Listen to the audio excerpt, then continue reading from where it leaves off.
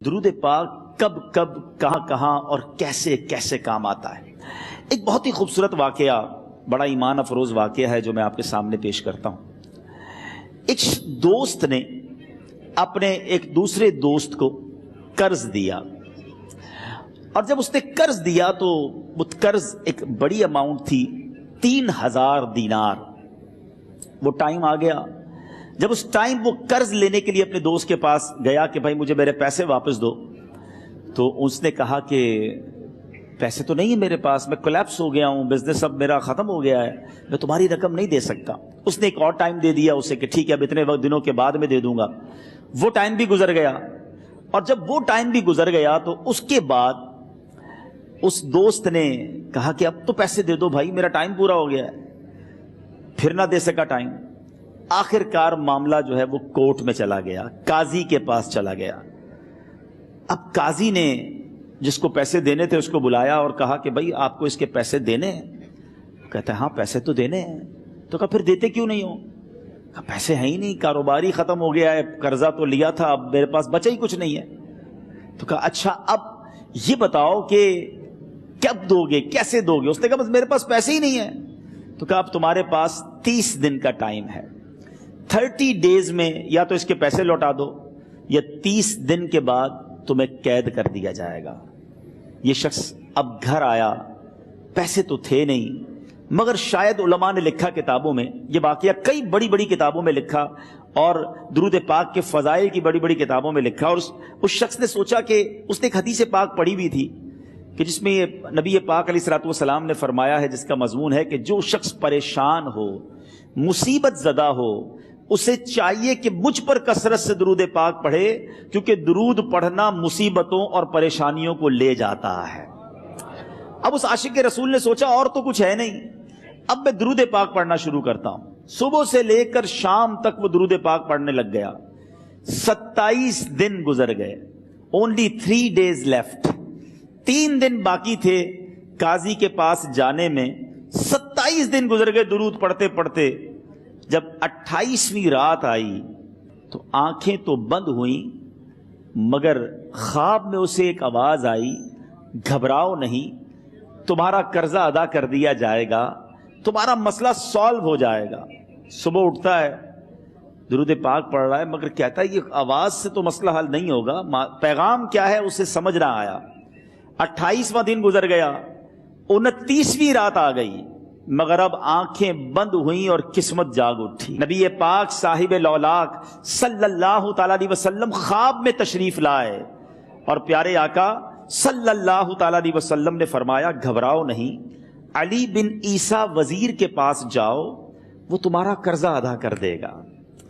اب یہ عاشق رسول صبح اٹھا تو ویری فریش، حشاش بشاش کہ اب تو کام ہو گیا، نبی پاک نے خواب میں آ کر بشارت دی ہے۔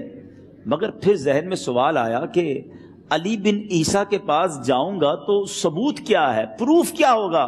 میں جا کر اس کو کہوں گا کہ میرا قرضہ دے دو تو ایسے تو قرضہ نہیں دے دینا، اور میں نے اس کو کہا کہ مجھے نبی پاک نے خواب میں کہا ہے، اور اس نے اگر مجھ سے کوئی نشانی مانگی تو میں نشانی کیا دوں گا؟ آخری دن تھا، 29واں دن تھا، وہ بھی درود پڑھتے پڑھتے گزر گیا۔ 30th نائٹ آ گئی، صبح وہ دن ہے جب عدالت میں جانا ہے۔ اب اس رات پھر نبی پاک علیہ الصلوۃ والسلام خواب میں تشریف لائے، اور آقا علیہ الصلوۃ والسلام نے فرمایا کہ علی بن عیسیٰ وزیر کے پاس جاؤ، وہ تمہارا قرض ادا کر دے گا۔ کہ حضور چلا تو جاؤں گا، لیکن اگر وزیر نے مجھ سے کوئی نشانی طلب کی تو میں کیا جواب دوں گا؟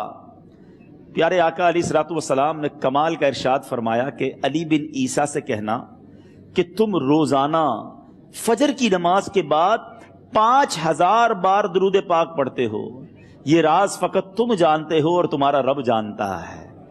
اب یہ جب صبح اٹھا تو ایک نشانی بھی مل چکی تھی۔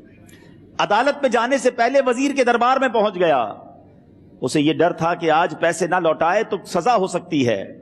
جب وزیر کے دربار میں پہنچا تو وزیر اپنے مشیروں کے ساتھ بیٹھا تھا۔ کہا مجھے آپ سے بات کرنی ہے۔ کہا بتاؤ کیا بات کرنی ہے؟ کہا میں ایک پیغام لایا ہوں آپ کے لیے۔ اچھا کس کا پیغام لائے ہو؟ کہا میں نبی پاک جناب محمد مصطفیٰ صلی اللہ تعالی علیہ وسلم کا پیغام لایا ہوں۔ وہ عاشق رسول وزیر تھا، کہتا بتاؤ میرے آقا نے کیا پیغام دیا ہے؟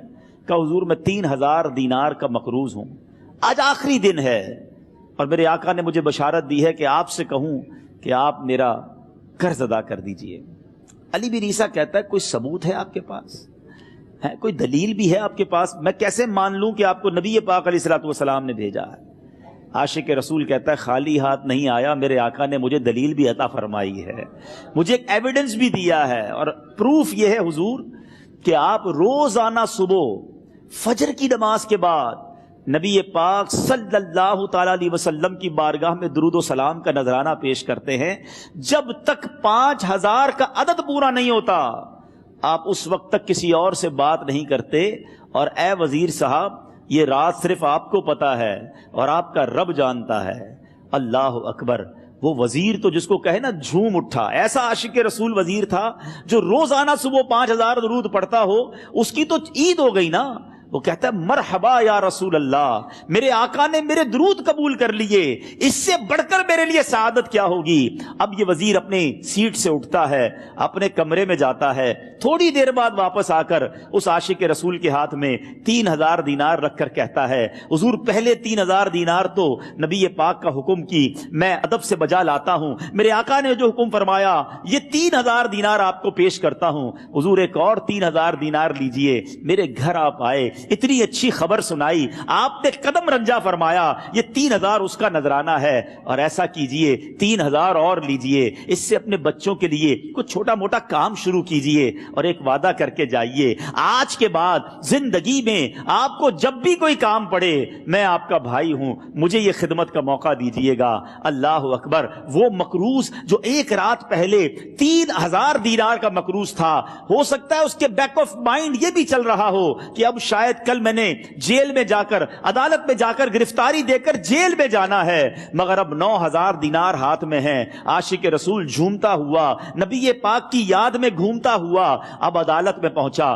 عدالت میں everybody expecting over there کہ آج اس نے آنا ہے اور آ کر کہنا یہی ہے کہ پیسے تو نہیں ہیں، گرفتار کر لو، مگر جا کر اس عاشق رسول نے 3000 دینار جج صاحب کے ہاتھ میں رکھ دیے۔ قاضی کہتا ہے پہلے تو یہ بتاؤ پیسے آئے کدھر سے؟ تم تو کہتے تھے غریب ہوں، تم تو کہتے تھے کاروبار نہیں ہے، ایک مہینے میں اتنی بڑی رقم کا انتظام کیسے ہو گیا؟ سبحان اللہ! اس عاشق رسول نے گویا زبان حال سے یہ کہا ہوگا کہ یہ تو کرم ہے ان کا، ورنہ مجھ میں تو ایسی بات نہیں، اتنا دیا سرکار نے مجھ کو، اتنی میری اوقات نہیں۔ اس نے وہ پورا واقعہ بھری عدالت میں سنا دیا۔ اللہ اکبر! میرے پیارے اسلامی بھائیوں ذرا سوچو پہلے زمانے میں کیسے عاشقان رسول ہوا کرتے تھے، وہ جج وہ قاضی بھی کیسا سرکار علیہ الصلوۃ والسلام کا عاشق تھا۔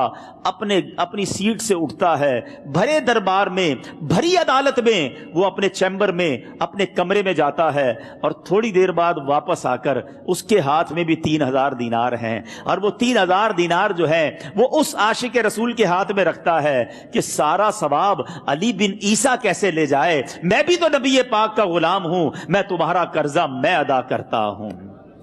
اچھا اب ایک اور عجیب سینیریو یہ بن گیا کہ جس نے کیس کیا تھا، جس نے دعویٰ کیا تھا، وہ بھی یہ سارا منظر دیکھ رہا تھا۔ کہتا ہے جج صاحب ذرا رکیے، میں بھی اپنے آقا کا امتی ہوں، اور ایک کام کیجئے قلم کاغذ منگوائیے، اس عاشق رسول کا قرضہ ہی میں معاف کر دیتا ہوں۔ اچھا اب عاشق رسول نے وہ واپس 3000 دینار جو جج صاحب نے دیے تھے وہ واپس جج صاحب کو دیے کہ حضور یہ پیسے آپ ہی رکھ لیں، قرضہ ہی معاف ہو گیا، اب آپ کے پیسے کا میں نے کیا کرنا ہے؟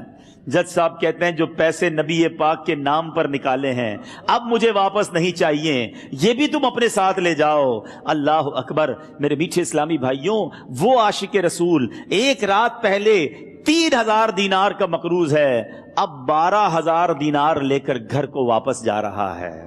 اس ایک واقعے کے اندر جو ہم سب کے لیے درس ہے، جو ہم سب کے لیے پیغام ہے، شاعر لکھتے ہیں نا، دکھوں نے تم کو جو گھیرا ہو تو درود پڑھو، دکھوں نے تم کو جو گھیرا ہو تو درود پڑھو، جو حاضری کی تمنا ہو تو درود پڑھو۔ آج ہم بہت ساری پرابلمز میں ہوتے ہیں، یہاں بھی ہو سکتا ہے میرا کوئی بھائی بیمار بیٹھا ہو، کوئی قرضے میں ڈوب گیا ہو، کسی کا کوئی بزنس پرابلم چل رہا ہو، کوئی فیملی ایشو میں ڈسٹرب ہو، آپ کسی بھی پرابلم میں ہیں، خدا کی قسم درود پاک ایسا وظیفہ ہے. لوگ بہت سارے وظائف پوچھتے رہتے ہیں, بہت سارے جناب وظائف کے بارے میں معلومات کرتے رہتے ہیں. سچی بات یہ ہے ہر درد کی دوا ہے صلی علی محمد.